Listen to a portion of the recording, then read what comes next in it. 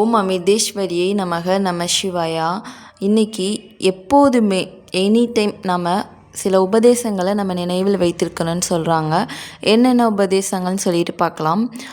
குழந்தைகளை, இறைவனை ஆத்மா எப்போதும் இறை சிந்தனையில் மூழ்கியபடி செய்யும் செயல்களை உண்மையான தவம். குழந்தைகளை, தியானம் செய்வதோ ஜெபிப்பதோ மட்டும் சாதனையாகாது. பலனை எதிர்பாராத சேவையும் சாதனையாகும். இது நம் மனம் விரிவடைவதற்கு சுலபமான வழியாகும். நண்பனுக்கு கொடுக்க மலர்களை வாங்கினாலும் அதன் மனத்தையும் அழகையும் முதலில் அனுபவிப்பது நாமே தானே. அதுபோல பலனை எதிர்பாராத சேவையின் மூலம் நாம் தான் ஆனந்தத்தை அனுபவிக்கிறோம். நமக்காக பிரார்த்தனை செய்வதற்கு முன் அண்டை அயலார்களுக்கு நல்ல மனதை அளிக்குமாறு பிரார்த்தனை செய்ய வேண்டும். பக்கத்து வீட்டில் திருடனோ இல்லை பைத்தியக்காரனோ இருந்தால் நம்மால் நிம்மதியாக வாழ முடியுமா? நிம்மதியாக தூங்க தான் முடியுமா? நமக்கு மன அமைதி கிடைக்குமா முதல்ல? ஸோ எதுவுமே இல்லை.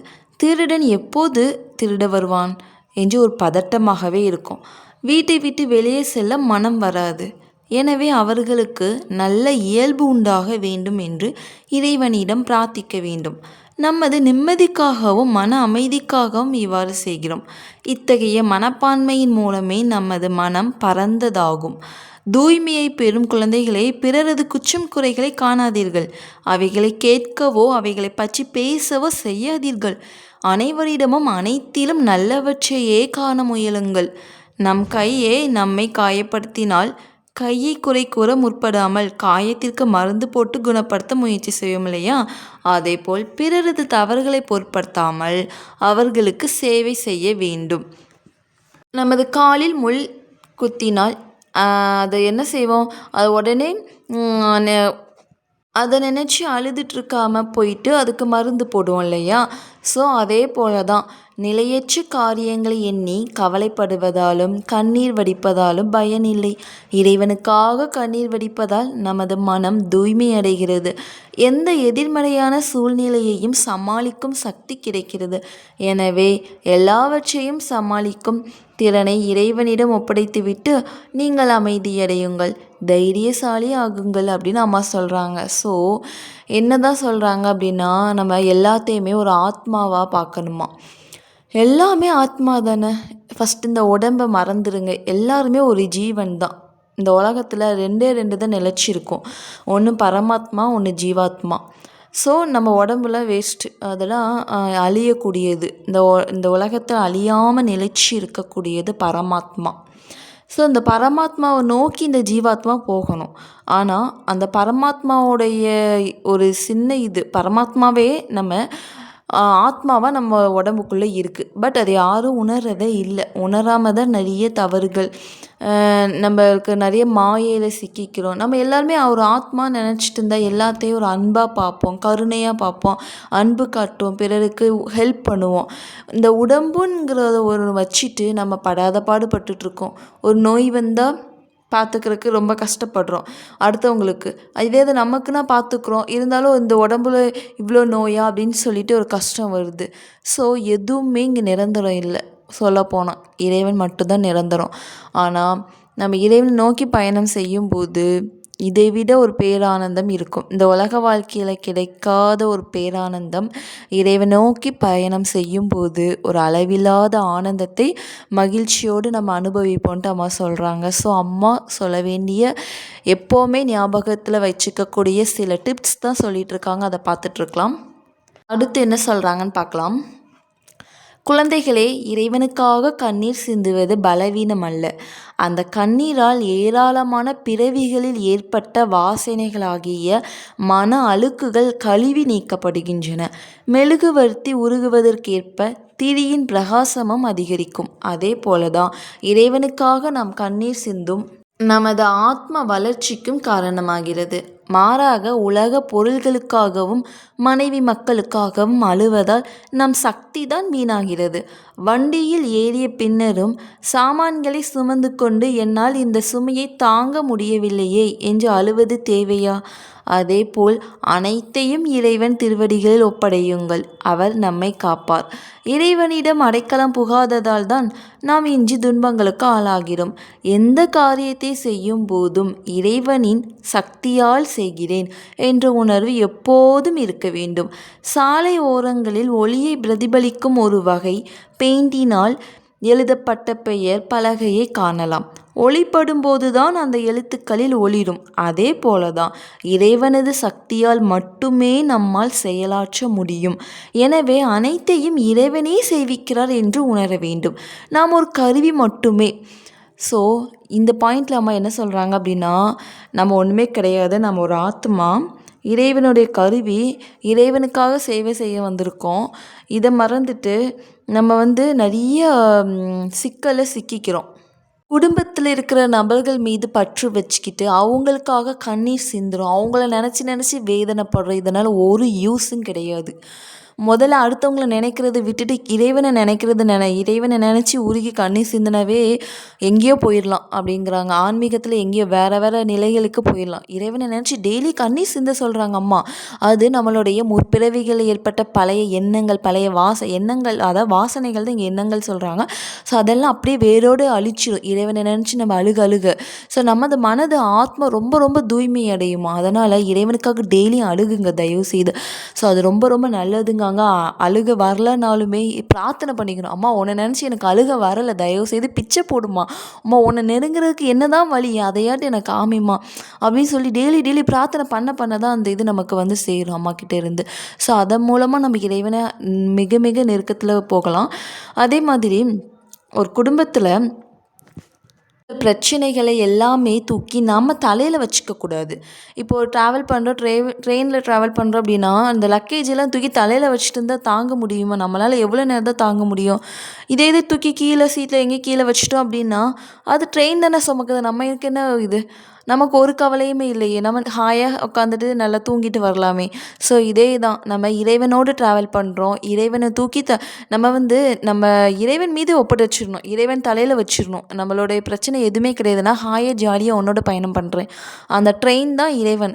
ஸோ நான் ட்ரெயின் மேலே ஏறி ஜாலியாக படுத்து நல்லா ஜாலியாக என்ஜாய் பண்ணிட்டு வரேன் இல்லையா. ஸோ அதுதான் இறைவன் மீது ஏறி நான் படுத்து ஜாலியாக என்ஜாய் பண்ணிட்டு வர போகிறேன் அப்படின்னு சொல்லிட்டு நான் எந்த ஒரு காரியமும் எனக்காக நான் செய்யலை, நான் இறைவனுக்காக செய்கிறேன். இந்த ஒரு ஈவன் எது சாப்பிட்டாலும் நான் இறைவனுக்காக சாப்பிட்றேன், இறைவனை நினச்சி சாப்பிட்றேன். ஸோ எது பண்ணாலும் ஒரு நல்ல, அதாவது அதை அந்த இறைவன் சிந்தனையிலே செய்யும்போது அது இறைவனுக்கே போய் அர்ப்பணமாகிறது. அதுதான் அம்மா ஸ்ட்ராங்காக சொல்கிறாங்க. எது பண்ணாலும் உனக்காக பண்ணாது, இங்கே நிலைச்சி நிற்கக்கூடியது பரமாத்மா மட்டும்தான். ஸோ இது இறைவனுடைய வீடு. இந்த வீடு, இந்த உலகம், இந்த வீடு எல்லாமே இறைவனோடுது. இங்கே இருந்துட்டு நீ என்னோடதுன்னு சொல்லி நீ ஆட்சி போட்டுட்டு இருந்த அப்படின்னா அது எந்த விதத்தில் நியாயம்? பணம் சம்பாதிக்கிற, அடுத்தவங்களுக்கு கொடுக்கறதுக்கு கஷ்டப்படுற. ஸோ இந்த வீடு, இந்த பரமாத்மாவோட இது என்னோட வீட்டில் என் காசையே நீ சம்பாதிச்சு நீ வச்சுக்கிட்டு என்கிட்ட கொடுக்க கூட நீங்கள் உனக்கு மனசை வரல அப்படின்னு சொல்லிட்டு இறைவன் ரொம்ப கஷ்டம் படுறாங்களாம். ஸோ இது இறைவனுடைய வீடு. அவங்கவுங்க இஷ்ட தெய்வத்தை நினச்சிக்கோங்க. நான் நினச்சிப்பேன் என்னுடைய கிருஷ்ணா வீடு, இது என்னுடைய கிருஷ்ணா வீட்டில் தான் நான் உட்காந்துட்ருக்கேன். அப்போ கிருஷ்ணாவுக்கு இல்லாமல் எனக்கு என்ன இது? நான் என்ன அவ்வளோ பெரிய அப்பா டேக்கிறேன்? ஒன்றும் கிடையாது. இறைவனுடைய சேவகன், இறைவனுக்கு இறைவன் பாதத்திலே இருக்கணும்னு தஞ்சம் கிடைக்கிறேன். ஸோ அப்படி இருக்கும்போது எல்லாமே இங்கே இருக்கிறது எல்லாமே இறைவனாக பார்க்கணும். எல்லாமே இறைவன் தான். இங்கே எதுவுமே நிரந்தரம் இல்லைன்னு தெரிஞ்சிருச்சு. அப்போ இங்கே இருக்கிற பொருட்கள் மட்டும் எப்படி என்னோடதாகும்? பணம் எப்படி என்னோடதாகும்? சொந்தம் மட்டும் எப்படி என்னோடதாகும்? எதுவுமே கிடையாது. இறைவன் மட்டும்தான் என்னோடதாகும் அப்படின்னு நினச்சிட்டு வாழணுங்கிறாங்க அம்மா ஸ்ட்ராங்காக. அதாவது இப்போ நல்ல நைட் டைம் ட்ராவல் பண்ணுறோம். இந்த ரோட் சைட்லலாம் ஸ்டிக்கர் ஒட்டியிருப்பாங்க. ஸோ அந்த ஸ்டிக்கரில் என்ன என்ன எழுதியிருக்காங்கன்னு கூட நமக்கு தூரத்துலேருந்து பார்த்தா தெரியாது. அதே இது அந்த நம்ம ட்ராவல் பண்ணுற பஸ்ஸோ காரோ அந்த லைட் மூலமாக வெளிச்சம், அந்த ஒளி நோக்கி பார்த்தோம் அப்படின்னா ஸோ அதுலேருந்து கிளியராக தெரியும் இல்லையா. இதே தான் அம்மா சொல்கிறாங்க. நீ உனக்குள்ளே இருக்கிற இறைவனது சக்தியால் மட்டுமே நம்மால் செயலாற்ற முடியும். அனைத்தையும் இறைவனே செய்விக்கிறார் என்று உணர வேண்டும்.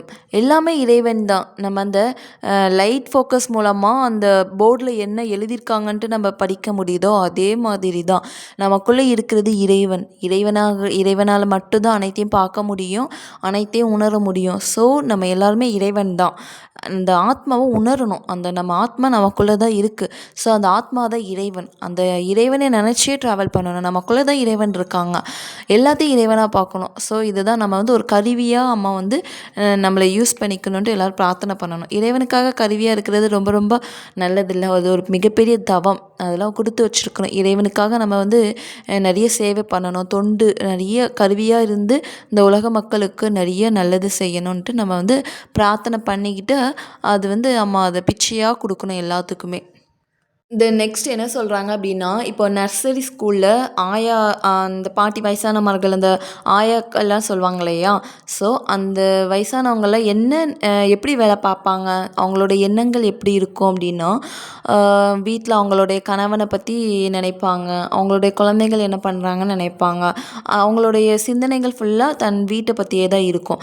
ஆனால் அப்படி இருந்தாலுமே தன்னோட வேலை என்னது? அவங்க அந்த ஸ்கூலுக்கு ஆயா வேலை பார்க்க வந்திருக்காங்க. அப்போது அவங்களுக்கு கொடுக்கப்பட்ட பணிகள் அந்த குழந்தைகளை நல்லா டேக் கேர் பண்ணுறது, தாலாட்டு பாடி தூங்க வைக்கிறது, சாப்பாடு கொடுக்கறது, அன்பு காட்டுறது. ஸோ இதெல்லாம் அவங்க கரெக்டாக பெர்ஃபெக்டாக பண்ணுவாங்க. அதே போல் தான் நாமும் இந்த உலகத்தில் வந்து சில வேலைகளை செய்கிறதுக்கு வந்திருக்கோம். அதாவது இவ்வுலகில் நமக்கு வாய்க்கும் வேலைகளை கடவுள் சிந்தனையுடன் நமது கடமையாக எண்ணி நேர்மையாக செய்யணும்னு சொல்கிறாங்க.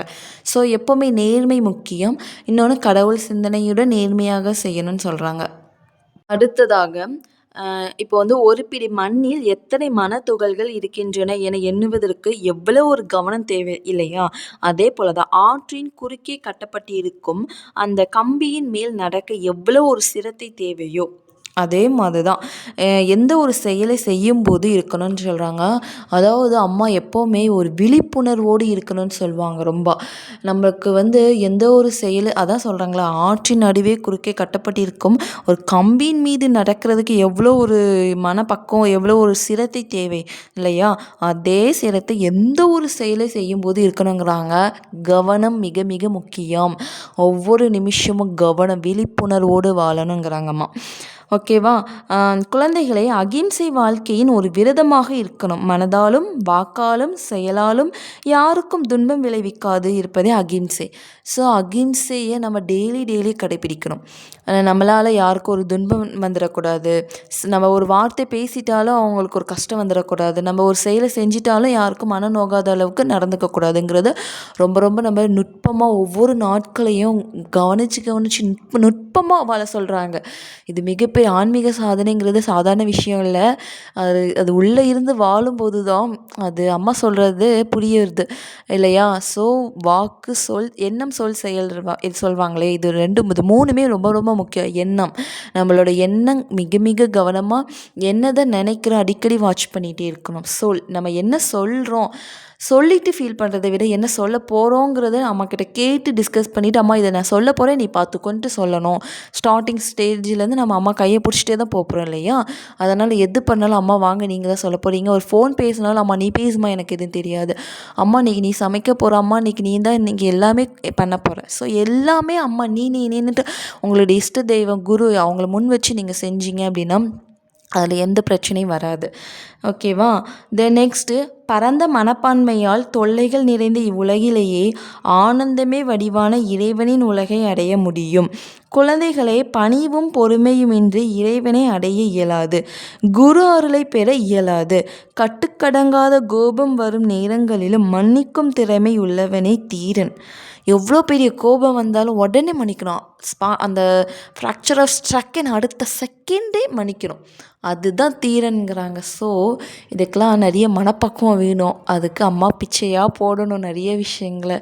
என்ன சொல்கிறது, கோபங்கிறது டக்குன்னு வந்துட்டு சில பேத்துக்கு போகவே போகாது. எத்தனை ஒரு வரனாலும் அடுத்த செகண்டே நீ மன்னிக்கணும் அவனை. அப்புறம் என்ன, அதுதான் ஆன்மீகத்தில் வந்துட்டால் பணிவு ரொம்ப ரொம்ப முக்கியம். கோபம் வரக்கூடாது, அகங்காரம் இருக்கக்கூடாது. ஸோ இதெல்லாம் நம்ம கவனித்து வாழணும். அடுத்து, குடையின் பொத்தானை அழுத்தினால் குடை விரிகிறது. வெயில் மழை இவைகளிலிருந்து நம்மை காக்கிறது. பொத்தான் உள் சென்று இயங்கவில்லையானால் குடை விரியாது. விதை வந்து மண்ணிற்குள் செல்வதன் காரணமாகவே வளர்ந்து மரமாகிறது. அது மரமான பின் யானையை கூட அதில் கட்டலாம் இல்லையா? மண்ணிற்கு தலை வணங்க மாட்டேன் என்று எண்ணி அந்த விதை களஞ்சியத்திலேயே இருந்தால் களஞ்சியத்திலே விதை களஞ்சியத்திலே இருந்தால் அது எலிக்கு தான் உணவாகிவிடும். ஸோ இங்கே பணிவுங்கிறது ரொம்ப ரொம்ப முக்கியன்ட்டு அழுத்தி சொல்கிறாங்க அம்மா.